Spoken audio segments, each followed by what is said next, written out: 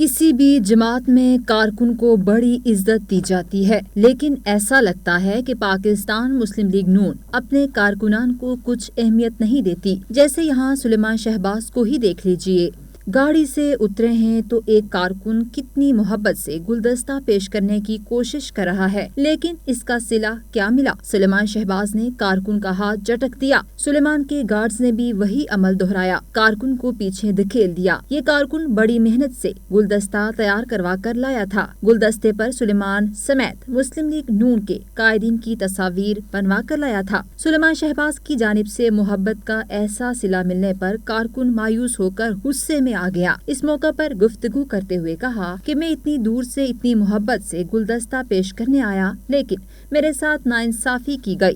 اپنے کارکن کے ساتھ ایسا رویہ کون اپناتا ہے؟